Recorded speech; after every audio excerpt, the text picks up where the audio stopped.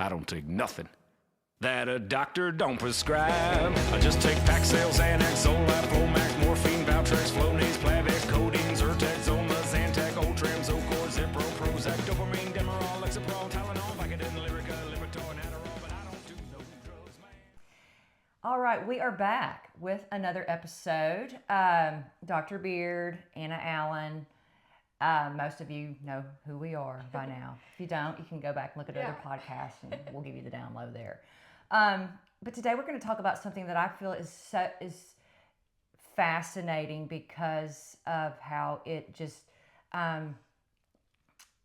shows how wonderful the body works and all the intricacies and the details that I feel like at least mainstream medicine and the way I was taught completely don't even really talk about it at all, you know?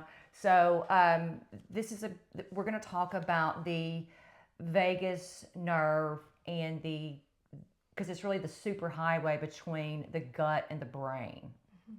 And this nervous pathway, which is bidirectional, influences your health in so many ways.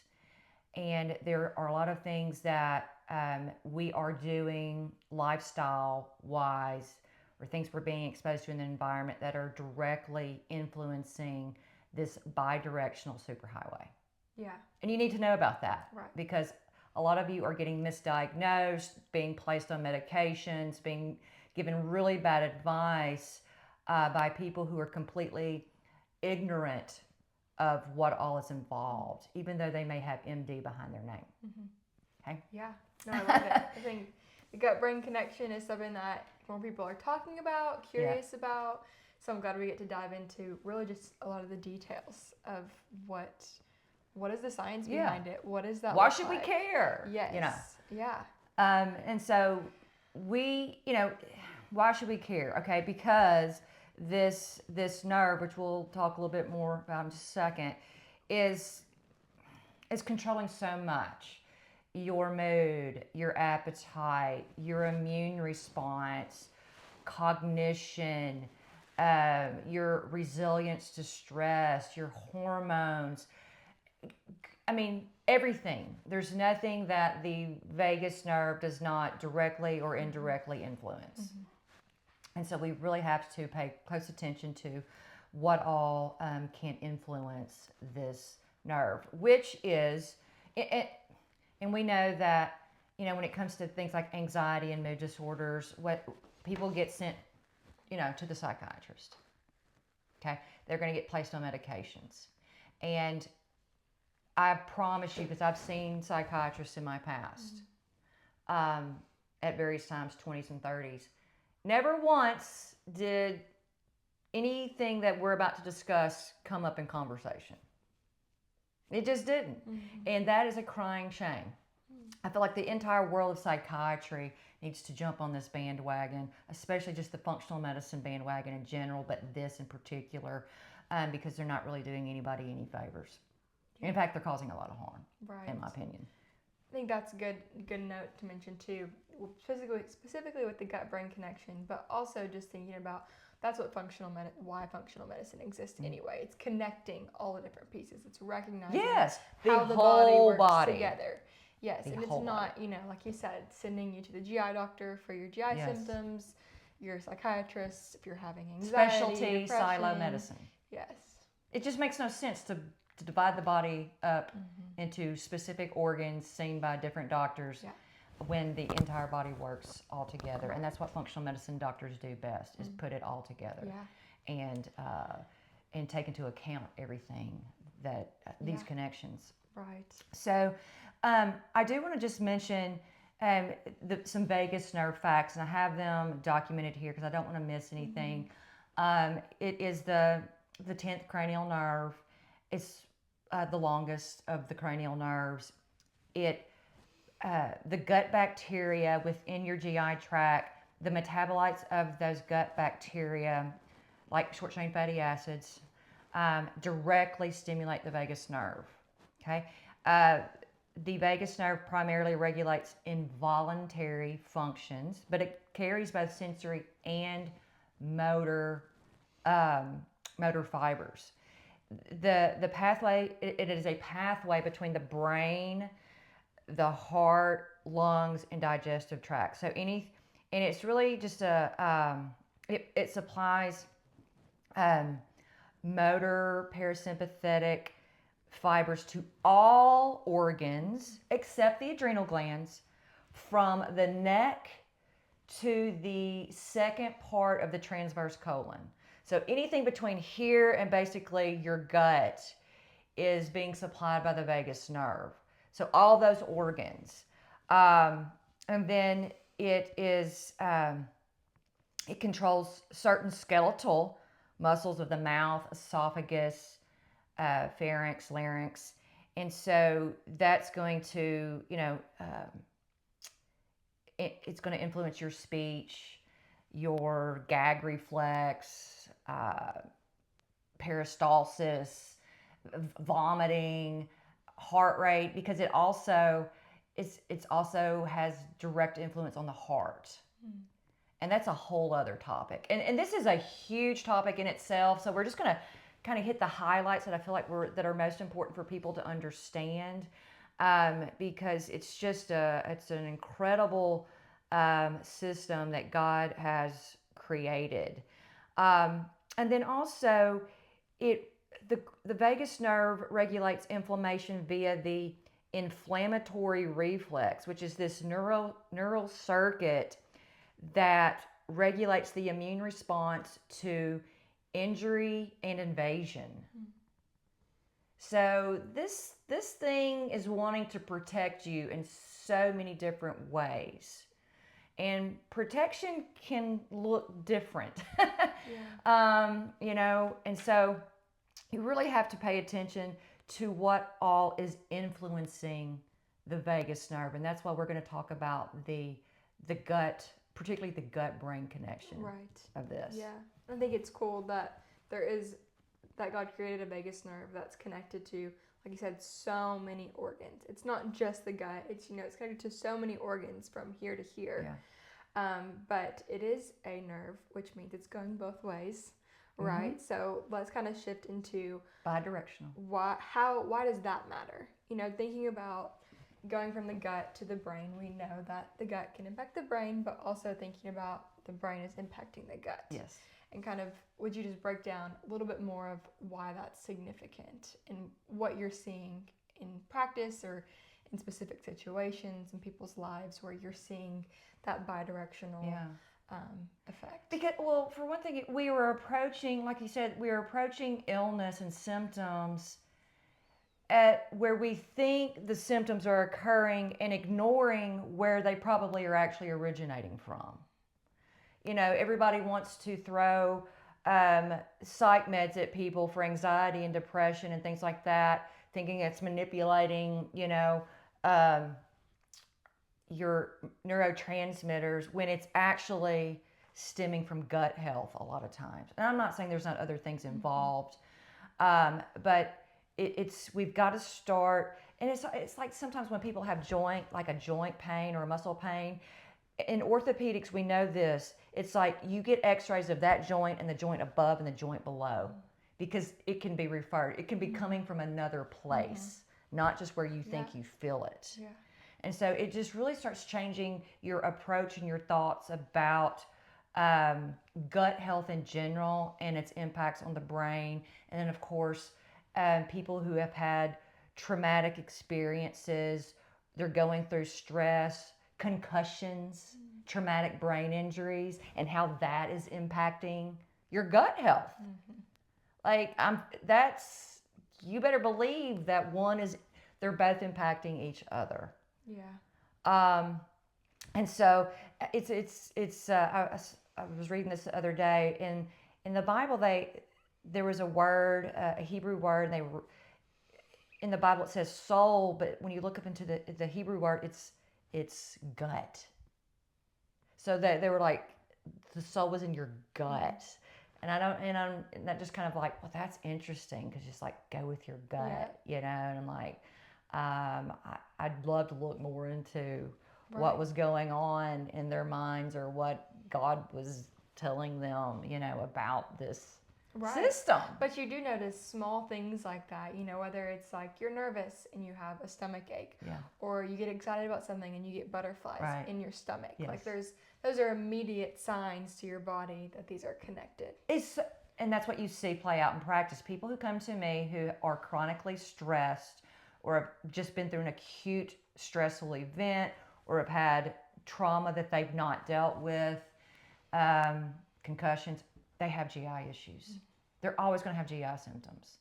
And I know if people are having GI symptoms, whether it's diarrhea, bloating, constipation, it's going to be impacting their brain. Yeah. Leaky gut, leaky brain. You hear that term leaky gut a lot. Well, if you've got inflammation going on in your gut, you better believe you're going to have inflammation going on in your brain, and that is going to result in a lot of different symptoms, whether it is brain fog, cognitive issues, memory issues. You just see it play out in a lot of different ways. Poor sleep. Of course, there's other things impacting it, but this is a major thing that has to be addressed. Yeah, the more I see clients and people in practice, it's like, okay, there's not a single symptom out there that's not somehow connected to the gut. It's not only the gut, there's other factors like you said, but there's hardly ever a symptom out there that you cannot draw information from the gut. And that's why we start there a lot of times. It's like, we've got to make sure that we have your gut health as optimal as we can get before we start digging around and messing around with other things. Now, poor gut health and GI issues can be difficult to calm those things down when you're not addressing other organs, because they're all playing together. Like if you have, sometimes you have to address brain health, like if after a concussion, or high toxic burdens that are directly impacting the digestive cell's ability to do what they're supposed to be doing. Yeah. So there's a lot of things to consider. Being a functional medicine doctor is not easy. No, there's a lot of there's things so to much consider. to consider, And it's like you're always missing one, It's like I'd love to just be able to this and prescribe you a pill and then out you go, and then I get my big paycheck every month, but I want to help people, right? And there's always more to the story, like taking from personal experience. My dad has experienced neurological symptoms, and they discovered toxic burden, high heavy metals. But as they're approaching that, they were simultaneously approaching the gut. Yes. And working on gut healing, because they recognized how those two were connected between the gut and the brain. And then bringing in the toxic load. Like you said, it's always bringing other things, but this is the foundational piece, is addressing the gut and the brain. And sometimes addressing gut health is not just about what you're eating, too. Yes, what you eat has a huge impact. I've said this a million times on your gut health, but there's outside influences that your very own thoughts can affect your gut health. Yeah. So positive thoughts are going to have good impacts on your gut health and vagus nerve, and chronic worry and stress and bad thoughts are not. That's why you take your thoughts captive. Right. There's so much health truth in that. Wow. Yeah. So, okay, so we've talked about, what did I answer your question? Yes, no, that was great. I have a tendency to just, y'all know by now. Talking about the bidirectional approach, but inside the gut, there's also a massive endocrine space going on. So talk to us a little bit about those cells and how so this is a cool one. So the biggest endocrine organ in your body resides in your GI tract, and it is called the enteroendocrine. They're enteroendocrine cells system, and there's 5 subclasses. There's different ones located throughout your entire GI tract, and they release hormones and peptides in response to food and digestive products. And these hormones, they are directly communicating with the vagus nerve. And they're also going systemic too. So these hormones and peptides are going systemic. And so these hormones and peptides, like I said, they're released in response to food and digestive products. They and then the communication between these cells and the vagus nerve plays major roles in your appetite, your food reward and aversions, insulin secretion, digestion. There's a lot going on there. It secretes things like, GLP-1. That's huge. It's not right? just a medication. It's not just a medication. This substance is secreted naturally. So you want to do this in a natural way versus a pharmaceutical way, which is always going to have side effects. Always. And we see that play out time and time again when people go on these types of pharmaceuticals. Okay? Take heed of the side effect warnings because they are indeed real. They do happen, and I see them happen regularly. But it secretes things like GLP-1, cholecystokinin, serotonin. Hello. So, serotonin. There's a class of medications, serotonin reuptake inhibitors, that are often prescribed to people who are having the symptom of depression. Depression isn't a diagnosis; it's a symptom, and it can look very different. It's always not just sleeping all the time. For some people, it's just you can't, anxiousness, or you never feel settled, or it's a umbrella type symptom. So you take these meds that are, modulating and impacting serotonin. Well, your gut is a major producer of serotonin. Yeah, 90%. 90% in your gut. So, and that's why these things have so many GI side effects. Well, if you're going to start messing around in the GI tract and making it run afoul, it's going to have influences on the vagus nerve. It's going to cause a lot of inflammation and dysregulation in the gut, and it's going to have far-reaching effects. You are not helping yourself by taking these medications. I can't stand them. And there's a lot of other reasons why I can't stand them either. They are I call them deceptively diabolical. And that's a whole other topic that I want to talk about one day, and I'm sure it's going to. I'm going to try to talk about it in a very caring way, and sincere, because I don't think people quite understand what these meds are doing to you. But anyway, again, you're playing around when you're taking all these pharmaceuticals that affect these neurotransmitters and GLP-1 and gut. And there's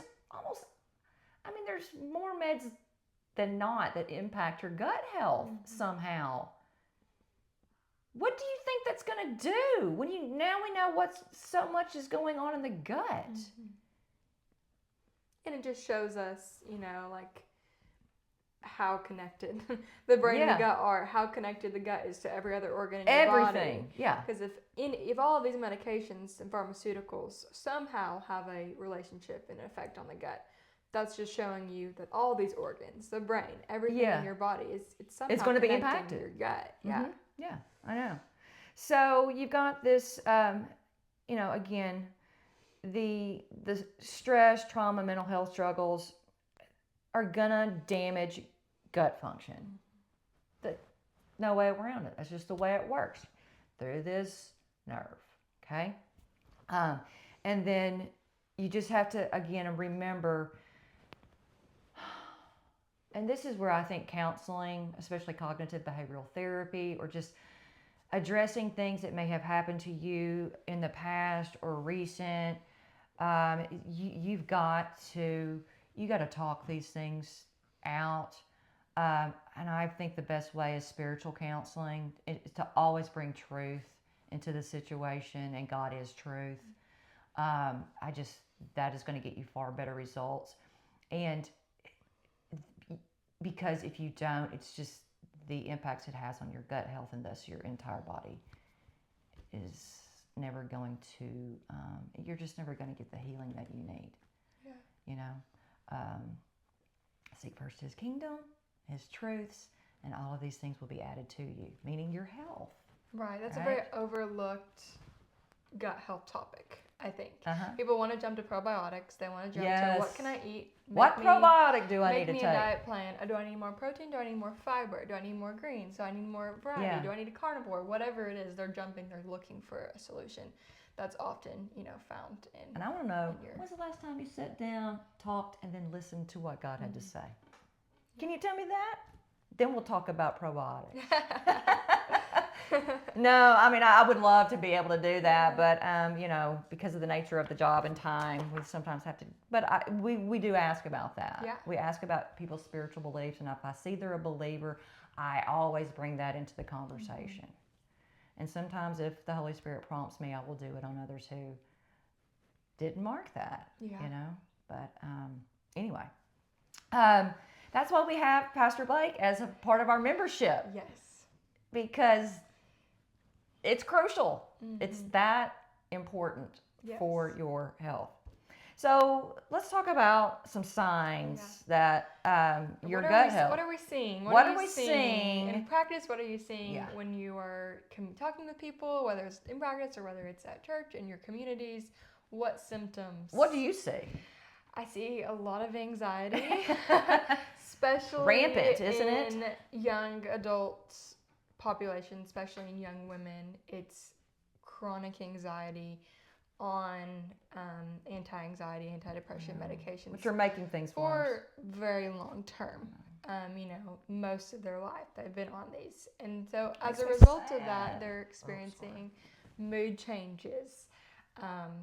Maybe it's just one diagnosis after the other. Okay, anxiety. Okay, depression. Okay, bipolar. Like you're just one after the other. And they get another medication added. Exactly. Change the dose. Switch this antidepressant. It's Yeah. just like a changing cocktail. Yes. It's a heightened stress response at all times. Like you just see people, whether they're scrolling, whether they're just doing normal tasks, you can tell they're just really tense, really stressed. Because these meds are making matters worse. They're actually causing the issues for which they are being sought for to treat. Yeah. And it's crazy that now we're, even those who maybe are not on medication yet, but they're just experiencing crippling anxiety. Yeah. And the only solution they're offered is medication. And I understand the urge to go there, because the suffering can be so severe and incapacitating that you're like, I got to do something. Yeah. I get it. I have been there. But I can tell you that is just don't do it. Yeah. Sometimes it will help initially, but then you are in a worse spot than if you had ever started. Right. And that's why they're so deceptive and diabolical in my opinion. And I mean, we've both, like you said, we've both been in seasons where we've been on medications, and I remember going to the doctor and, about to enter college or about to enter a new season. It's like, if you need, it's always the first sign of, if you need, you're changing seasons, Right. things are about to change, you're going to be experiencing more anxiety. If you want me to put you on a low dose medication, we can. Same thing when you enter. I mean, they're being pushed. Enter pregnancy, it's like, this is common. Anxiety and depression is common Why in pregnancy. So this is do an they? option. This is an option. They always give you an option. Why? And they're being pushed nonstop. Yeah. It's going to help your hot flashes.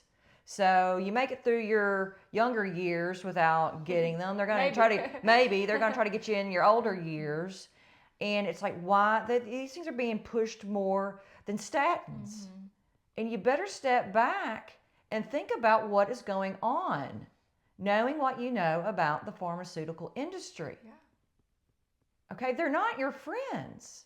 And I'm not saying there aren't times when I have used these things in acute issues in the ER, and I'm glad I had access to them. Right. Okay, I'm talking about treating chronic issues that have real root, mediating chronic root causes that are directly related to your lifestyle and your spiritual matters and your spiritual health. Yeah. Okay, so anyway. No, So what good. other, so anxiety, you see I that? think you're seeing a lot of brain fog too, a lot of memory issues, which I think also stemming from cell phone usage, like lack of focus, lack of being able to do a lot of things. And when you are in the workspace, like how much work are you getting done? Because your mental capacity just isn't where it needs to be. Phones. That's another can of worms. I still struggle. Yeah, me too. And I'm on it, and I'm like, dang it. Yes. I'm so mad at myself. God help me, with this. This is a real problem. Yeah. And I think I was just listening to some resources on just the impact of light and how it's impacting your body. And I think just goes to show how connected things are to your entire body, especially your gut. When you talk about, things like the cell phone, blue light, the dopamine response, you're dealing with neurotransmitters, you're dealing with dopamine. Dopamine, yeah. You're also dealing with, like just blue light exposure, triggering cortisol, decreasing melatonin, all those things that are going to impact your gut too. Your biological rhythms are at play here. Yeah. When you're using that thing. And then the EMFs that they're emitting, that's a whole other topic. And you can call me,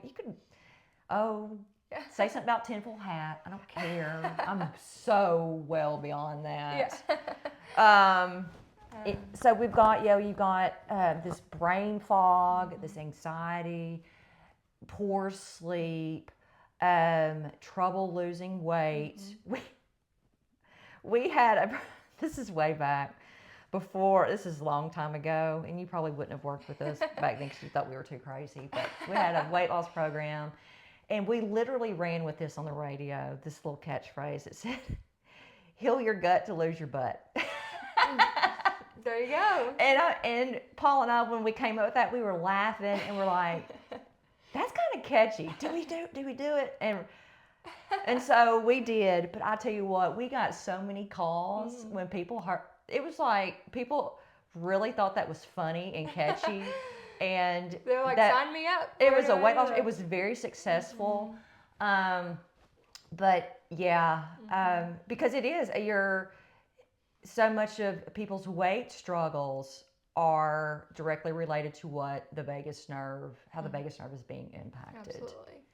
And they get very frustrated when they do one of our, they'll go through the total gut job or a gut reset. And, that's just like 45 days, 30, 45 days. And they have not they've only lost a few pounds, and I'm like, man, you got to be patient. This healing the body and resetting all of these things that are being impacted can take a while. And it can take several months before your gut microbiome is really optimal. We can help it a lot in those 45, 60 days, but it can take some people to a year or more before their GI microbiome is in an optimal state. Healing takes a long time. And then if you don't address your stress, and a lot of people don't want to make changes. Yeah. And I get it, sometimes you can't. Sometimes you're stuck in a place where you're like, man, my life is out of control, and I don't see a way out of it, especially people who are taking care of elderly parents, plus their college kids, grandkids, you're just drowning.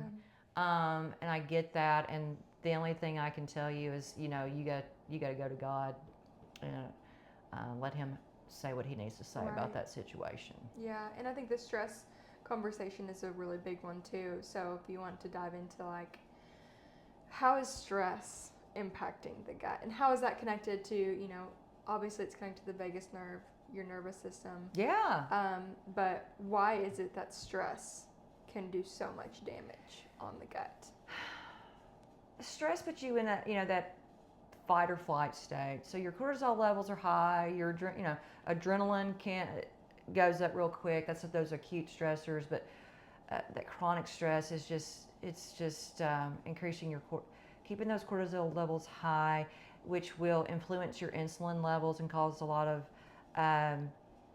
insulin insensitivity, and then your insulin levels go up. And if you have high insulin levels, you are not going to lose weight. Your body is not, insulin is there to store fat. So if it's high, it is just everything you eat is going to be stored. And you're not going to lose weight. And we see it all of the time. But cortisol also, it's high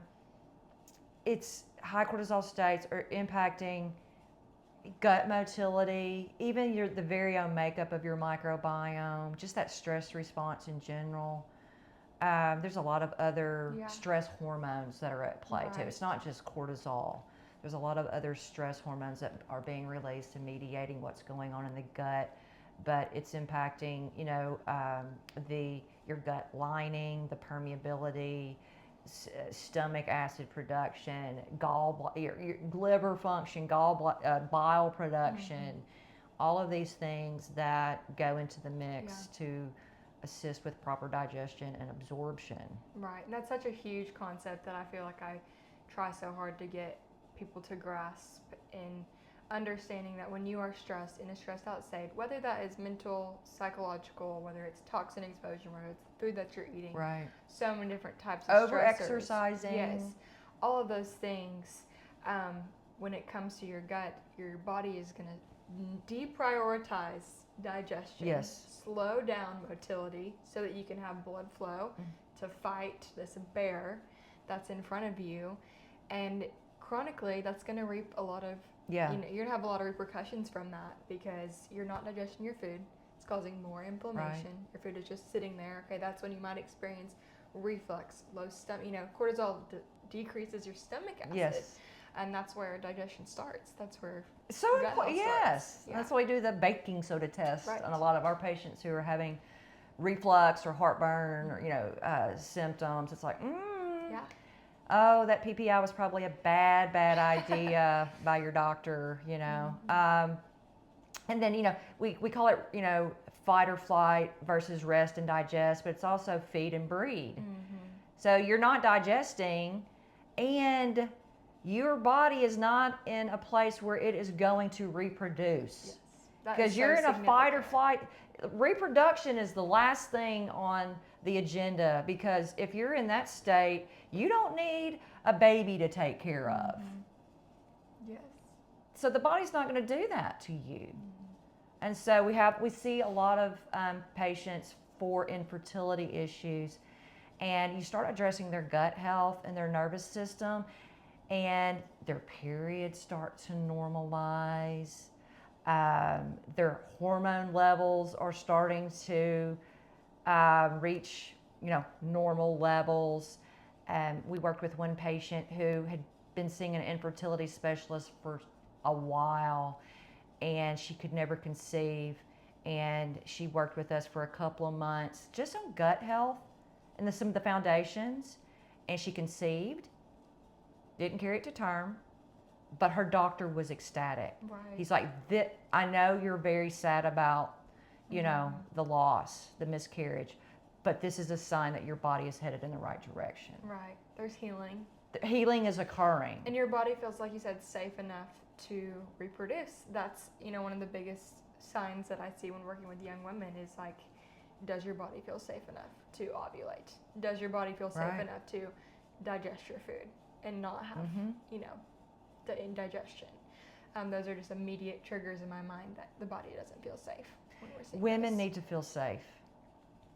That's just how we're made. And we've created a culture where, you know, our busyness, the go-getter, be a woman, do it all, has just created left them in a lot of situations where they are chronically stressed. Even though you feel safe, your body's like, I don't feel good. I do not feel safe. Yeah.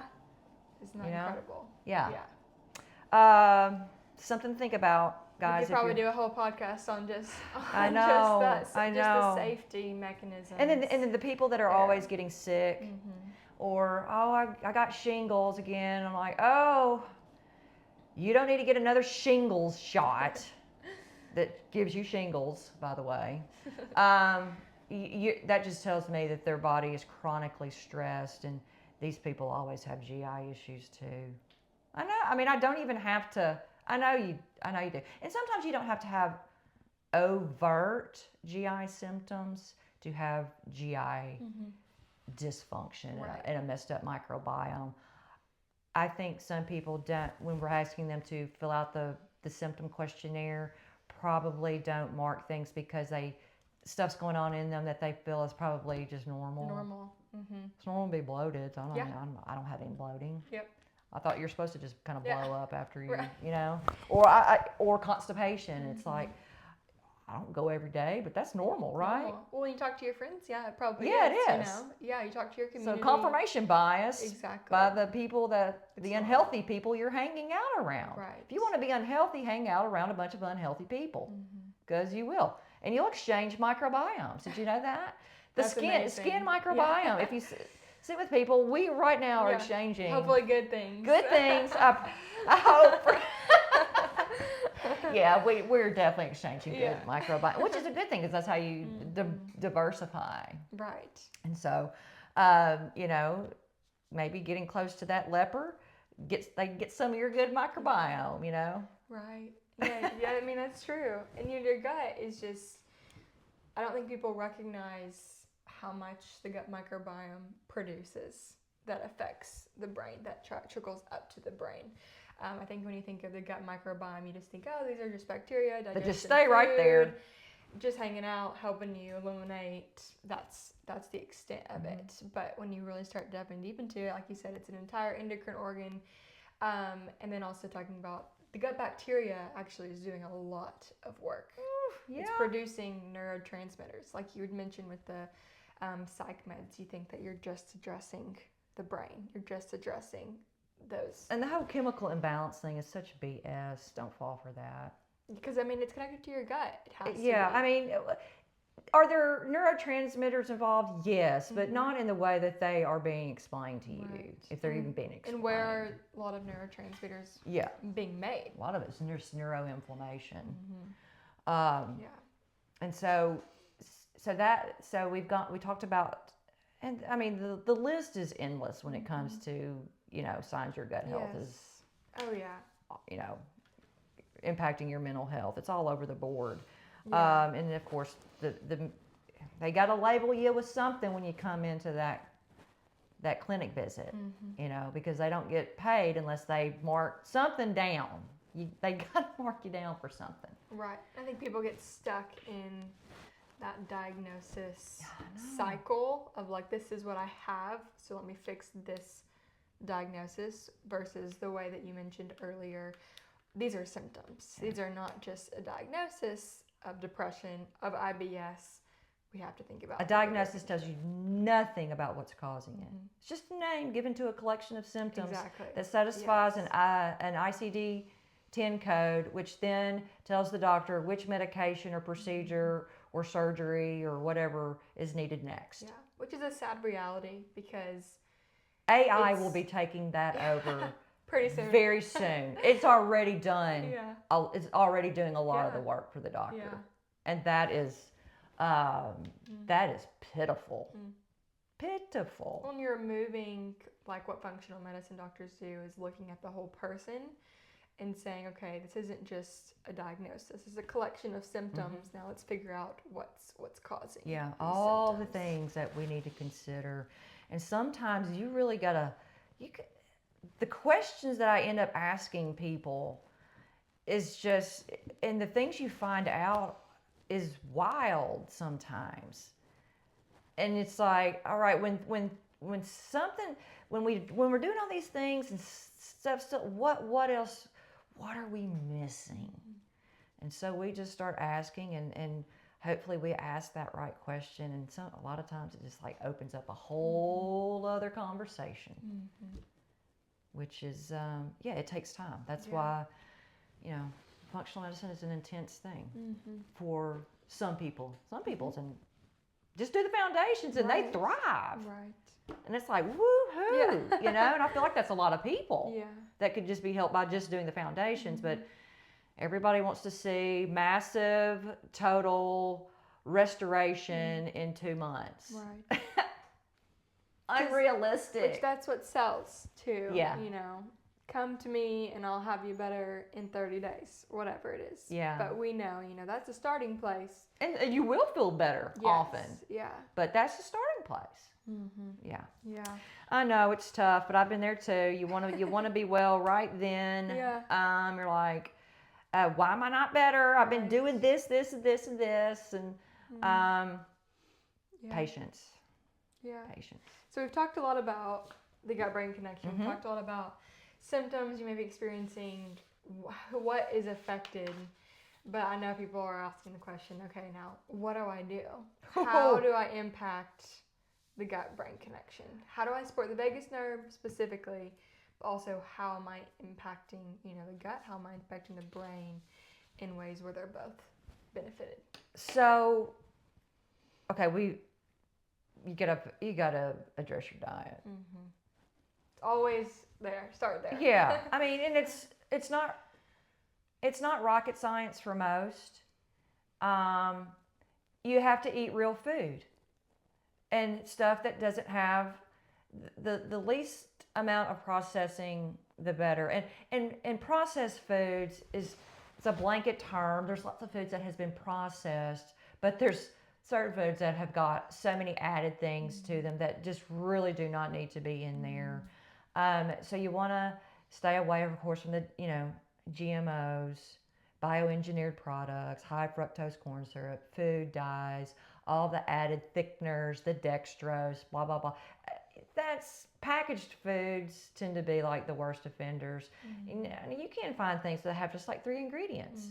And that's like great. Right. But there's education that comes with this. But just eating real foods, making sure that you don't have any food sensitivities. That's a big one. And when it comes to food sensitivity, sometimes these can be for life, or sometimes it's just the state of your microbiome. And once that gets to a better place, you're able to tolerate foods that you might have been sensitive to in the past. Sometimes people don't even know they're sensitive to them until they remove it and they add it back. They're like, ooh, my body did not like when I added that back. Yeah. And, the most common ones are gluten and dairy and eggs. And the gluten, is it a glyphosate issue? Is it a non-fermented gluten product issue? Is it the type of gluten, or do you just, sorry, you got a gluten issue? And then of course there's a whole spectrum of how sensitive people are. The dairy, do you do better with raw dairy? That has all those wonderful enzymes that your body needs. Conventional dairy versus high quality dairy. Always a difference. Yes, there. I like raw dairy, but know your farmer. Okay. There we go. Easy as that. Yes. In that conversation. Easy, yeah. So, and most people can tell you when they clean up their diet, they're like, I'll have patients like, when I was eating really clean, I felt so much better. I'm like, well, then do what was working. Let's go back there. Yes. We don't need to do a huge program. Just do what was working. Now, we can kind of speed up the process sometimes with some things, but eating real food as God designed is the way you need to be eating. And it's not convenient sometimes. We have become addicted to convenience at the expense of our health. Drive by the fast food, and so many people that eat at gas stations. Have you ever been to a gas station at noon? Oh my goodness! And you go inside. We joke about that a lot. And I'm looking at gas all station these food. We're like, who are Oh, the people that are eating? it's a lot of blue collar workers. They got the work trucks out there, and I'm just like, oh man, right. I hate this for you. And so you gotta you got to start planning ahead, packing your lunch. That's what people used to do before convenience stores and gas stations. They packed a lunch when they worked. They took it out to the field with them. It takes some minimal work. You know, it is more work than convenience, but it's pretty minimal. You know, Yeah. setting aside the time. It's cheaper too. To plan, very much so, especially. Don't tell with me the food I can't prices eat now. healthy because it's expensive. Yes. No, I will not accept that. It's far more cheap, far more inexpensive than eating out Yeah. these days. And every meal doesn't have to be some gourmet meal. Oh yeah. Just eat Right. simple eating. We always joke that our meals are boring. We're like, we Our got some meals, beef, yeah. got some avocado, throw Right. some fresh fruit in there, and then there you The other night I had a fresh sliced Cherokee purple tomato, cucumber from the garden, and then I had like a couple of potatoes from the garden and some chicken, Yep. I think. And that's it. It was like, Paul's like, almost everything came from Yeah. the garden. And I was like, man, this is so good too. Right. It's that salt and pepper. Boom. Yeah. That's all you needed. So don't think you gotta, go all out and have. It can be very simple and still taste really, really good. Yeah. So of course, that is the one thing you got to do first and foremost is get your diet in order. As far as supplements and nutrients go, things like digestive enzymes, I'm a huge fan of those. Those are on me, my person, in my purse, or in my car, in the kitchen at all times. But I've also had most of my colon removed. So, man, talk about a hit to the You need some body. extra But support. God has really helped me mitigate the effects of that. But digestive enzymes are good. The right probiotic. Sometimes certain probiotics can make matters worse depending on what's going on in your gut. The spore-based probiotics tend to cause the least amount of issues for people especially who are bloating a lot. And we used to get those types of probiotics in our soil, which we don't have anymore because of farming practices. And so those are kind of just obsolete. And everybody's so overly hygienic. I'm not saying you don't wash your fruits and vegetables, But it's good to be out in the dirt. yeah, it's going to be out in the dirt, and that's okay. Yeah. Let your kids play out in the dirt. It's good for them. So probiotics, fan of, and digestive enzymes. Sometimes people need, if you've had your gallbladder out, might need some gallbladder support, and that can come in a variety of ways. There is ox bile supplementation. You can eat things that are bitter and other foods that stimulate bile production with your meals so that you digest the fat like you should. And so so those are some of the big supplements. Are there ones that you think that we're forgetting? Because the list is long. Colostrum. When you think of gut healing, you can think of colostrum, which is a more trendy supplement, but I do think it has a lot of. It can help inflammatory issues greatly. Yes, really restore the gut lining and support healing. Trying to think of. You have gut healing supplements like DGL, L-glutamine. And those are short term. Yes, when you're healing. When you're working on healing, when you're reducing inflammation. But like you said, they shouldn't have to be used all the time. Like my go-to for anytime I start having heartburn or some reflux, and it's usually from stress or I'm not sleeping or I ate too much sourdough bread. Guilty. I can only eat small amounts and very not frequently before it starts because gluten. But our GI repair and zinc harnessing are my go-tos, and it just takes care of it right then. Then I learned my lesson. Temporarily. Those are some supplements and nutrients that can help. I know people even who are doing short chain butyrate enemas for people who have Crohn's or what's the other one I'm not thinking of? The other IBS condition. Why do I never? Anyway, that other one. The other one. Sorry. but the studies have shown that butyrate enemas. Butyrate which as a whole, I feel like is a butyrate short chain as fatty as acid. a supplement Yeah. when you are healing. I think that's one of those things. Those are hard to find now, though. There used to be a compounding pharmacy that would do those. The butyrate enemas. The butyrate enemas, but you Interesting. can't find them anymore. And they could provide a lot of relief for people as you start addressing why that's going on anyway. Right, and I think one of the cool things about our membership is, you can get specific gut testing done to see what's going on and get specific data as to what you might need. So whether, maybe that's one of those instances where you see, okay, these 2 bacteria are low, these are our main butyrate producers. Right. While we're healing, it may be beneficial to supplement with a butyrate. Yeah. Or your enzyme levels are low. Yes. Right. Okay, you can supplement with enzymes, but why are they low? Why are they low? You know? And so those stool studies can share some objective data. Most of them will not pick up on parasites, though. Yeah. So if you're trying to pick up on a parasite, that's not your best go. Now sometimes they can, and I've seen them do it. But they were actively shedding. They had larvae and worms that were caught on it, but rarely does it pick up on parasites because they're embedded in your colon wall. Which will be an upcoming hot topic in our membership too. Yes. So Parasites, because everybody's talking about parasites. Yeah. We have evolved with them. Okay.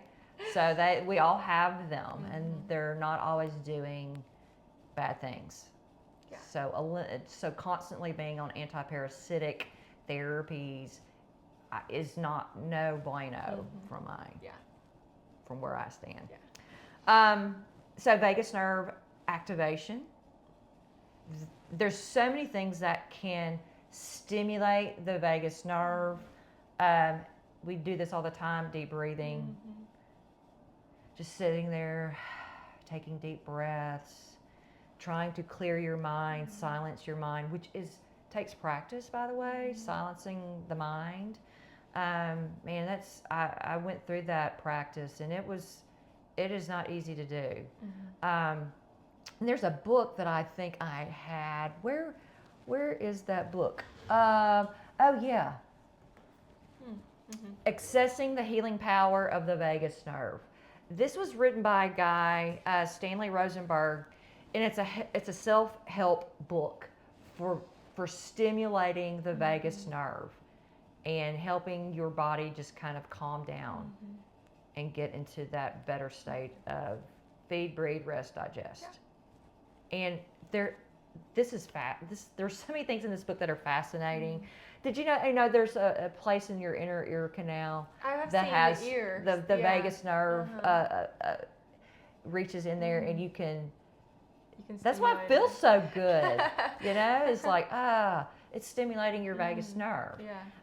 There's a place on the roof of your mouth where that's why babies who are sucking their thumb, they're trying to self-soothe themselves. Wow. So there's a place right there behind your teeth. Our bodies are incredible. I know, right? So if you say that baby's sucking his thumb all the time, you've got a baby that's probably stressed, and it could be because of what they're eating, the environment, a lot of things to consider. Yeah. The cold exposure, cold showers, they really do feel, if you can do it, I've tried to do it, like I will start at a temperature and I'll slowly just start turning the temp down until I'm almost at the coldest level and I can tolerate it. And I'll stay there for a little bit. And when you get out, you just feel refreshed. I don't know if many of you have gone to like a mountain lake because they're pretty cold. But I do it every summer. We have a friend out in Colorado who has a boat. We always take it up to this high mountain lake, Root Eye Reservoir, and the water is cold. And I love jumping in. And in the first 30 seconds, you're just like, why did I do this?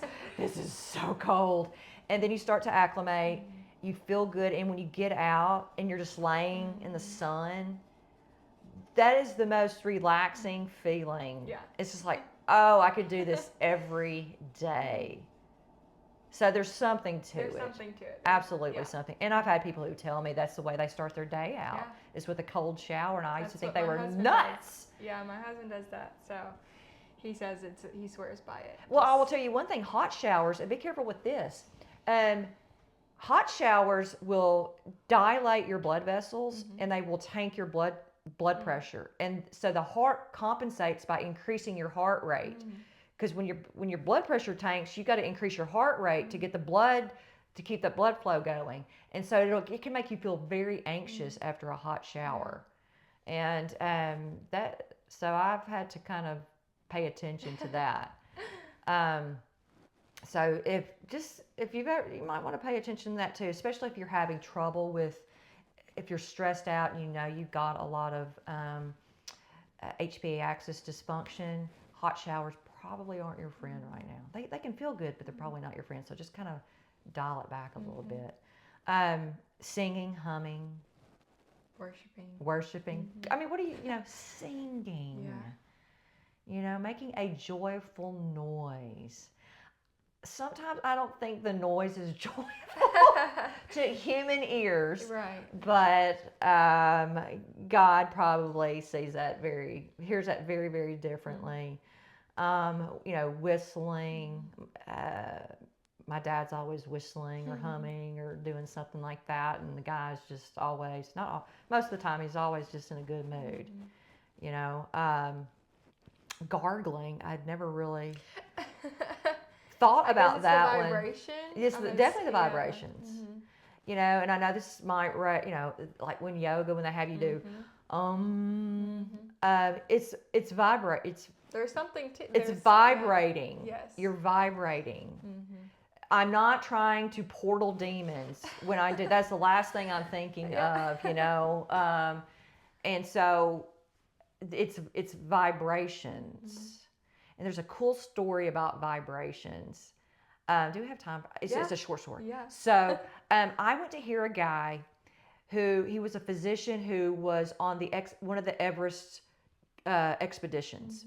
I forget which one, but he was the physician at base camp. One of the Sherpas who was helping the people ascent fell 20 feet, landed on his head. They brought him back down to base camp. He had raccoon eyes, which if you're in the medical field, that's not a good sign. You've had traumatic brain injury. He said he was just, his pupils were non-responsive, and they laid him down. They're like, man, this is not looking good. This guy's not going to make it. And he said that night, the other Sherpas at base camp for 14 hours straight were doing these, I don't know if they were chants but it was this chanting resonance all 14 hours straight. And it was vibrations and frequencies. The guy woke up like nothing had happened. Wow. And he walked out of the tent. He went from non-responsive pupils, raccoon eyes, fell 20 feet, landed on his head. Wow. To getting up and walking out of the tent after these people were, these frequencies. And that made such an impression on him that that's what he and his son now study, is how you can use vibrations and frequencies in healing. Yeah. And we know that horses, they have vibrational plates for horses when they are injured. And so there's a lot to it, So I wonder what that's doing to the vagus nerve. That's connected to your brain, right? Yeah.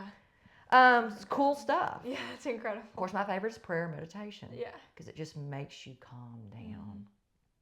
You can't hear from the Lord when you're just constantly running around, distracted, scrolling, worried, but getting in that still space. And Paul and I have a project coming up. We're going to Colorado. There is an old stone house structure on the property. Half of it is in ground.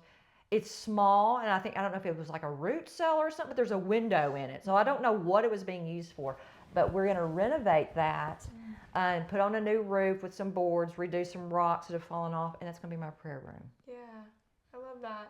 And I just cannot wait, because it's like this this place where I'm not distracted and I can just sit there and be quiet and listen to what God has to say.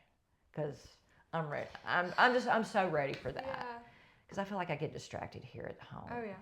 Anywhere. Just our busy world. It is. It's tough. You got to calm down and not be distracted. Yeah. And I think that's a big deal when it comes to vagus nerve healing. It's just getting away from the distractions. We used to live like that. I mean, the world has changed greatly, and I don't think for our good. Cognitive behavioral therapy.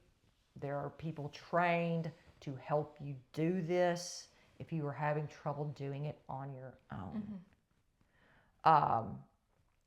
Get good sleep. Make sleep a priority. Just like Get good sleep. Sleep in the dark. in the dark. It needs to be cool. Get good light exposure throughout the day. Close those blinds.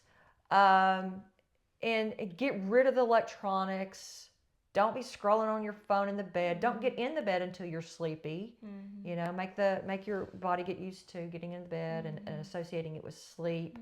And just really make that, have a calming bedtime routine. Make it a priority to get restorative sleep. That is, man, it's a big one. Big one. And then you had listed too, be cautious with unnecessary antibiotics. Which we know there's a time and a place, but we also know the risk of Yes. depression greatly increases. And anxiety. Anxiety disorders and depression increases with just one round of antibiotics in a given year. And antibiotics are used for serious bacterial infections. Serious. Most of your sinus infections clear up within about 5 days. A lot of it is just inflammation. A lot of you have really bad gut health that's causing that too. People who have chronic sinus infections or just snotty nose, drainage, it's food sensitivities. Dairy is a top one, and then I start worrying about mold and things like that. But the antibiotics are just being tossed around like candy because people are practicing CYA medicine. You came in here with, something could be bacterial or sickness. I better prescribe you this because if something happens, I'll get sued. And then you're just destroying your microbiome, which is then impacting your vagus nerve in not good ways. So, encouraging words of encouragement. After all of that. After all that. Yeah. But I feel like, that was a lot of really good practical things that can be addressed.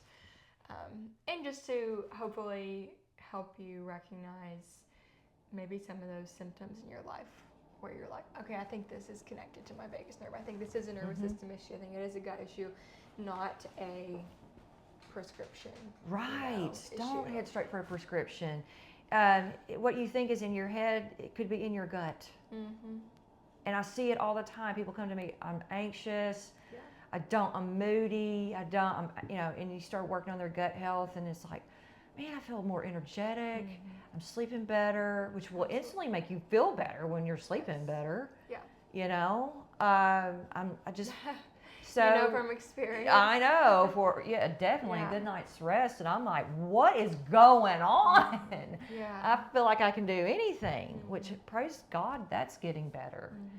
And then you absolutely, to support your brain health, if you are having brain fog, cognitive decline, you've got to address your gut health and toxins. That's a big one. I've seen it a lot, especially working with elderly people. A lot of toxin accumulation. And then it's not about, I'm glad you put it about, it's not about perfection. You don't have to hit a home run every single day. You won't. And if you try to do that, you will just end up feeling defeated and you'll stop. Just do the best you can. The small steps. The small build on stuff. the foundations. Build up your resiliency. I had someone. Because then the motivation comes to like, I'm going to keep doing this because I feel so much better. Right. I don't want to eat that. That's just not worth it. Or I want to get out in the sun because I feel so much better when I'm in the sun. Yes, definitely. And then you want to move your body. Yeah. And then next thing you know, you're sweating. It's a trickle effect, you know. Yeah. You have people who are like, I don't want to be outside. And it's like, start somewhere. You'll feel better. You'll get there to where you want to access this. So, and you know, just talking about some of these things, I feel like we brought up the membership a lot. But Yeah. we're coming back to that too, just because a lot of these topics, you know, like you said, we can't get it all on a podcast. Parasites, psych meds. And I don't want to all talk about it on those things. social media. Honestly, I don't want to be on my phone. Yeah. I don't want to be on it. That's how strong I feel about the ill effects of the smartphone. I don't want to be on it. Yeah. And so I don't know what you do. Sometimes I like to listen to podcasts and they're on my phone, but at least I'm not sitting there scrolling and I'm listening. Yes. Yeah. You know. So Yeah. anyway, we've got this membership going, and it really is to help as many people as we can in a more affordable way, and just access to people who know what they're talking about. We've been there, we've done that. I've worked as an MD. I call myself a recovering dietitian. You were in, you kind of made a hard switch as you were going down that path, and I'm so glad that you did. But I've just seen so much in my journey as a dietitian, medical doctor, ER doctor, direct primary care, heart rehab, and then functional medicine doctor. I've learned a lot as a functional medicine doctor. So much. Yeah. And I've learned so much from my patients. So much from my patients. And quite frankly, people who comment and share stuff with me on social media. Yeah. It's like, I'm so glad you shared that with me. I had no idea. Yeah. So we're trying to build a community where we're sharing information so we can heal and be the best selves that God wanted us to be. That's a beautiful way of explaining it. We all find our purpose. We're all working within the body of Christ, our role, helping one another. Yeah. And that's a beautiful, the body of Christ. It's just the way the body works, right?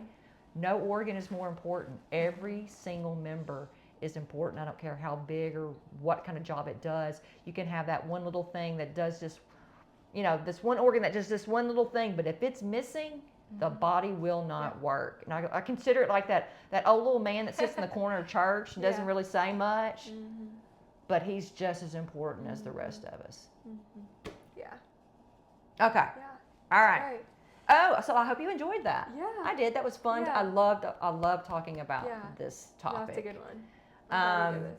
Because I just know how important it is. Yeah. So we'll have some good ones. We've got some really good ones coming up too. Some very interesting podcast topics coming up. And again, check out the membership, Dr. Amy's Table. We've got so many cool things planned for that have got me excited. I'm just like ready to go, but I'm like, okay, you can't do all of this at once. Yeah. So we're just going to take it in stride and go where God leads us, which I think is going to be a really cool adventure. Yeah. It's always more fun with God. Thanks, guys. I don't take nothing that a doctor don't prescribe. I just take Paxil, Xanax, Zolap, Flomax, morphine, Valtrex, Flonase, Plavix, codeine,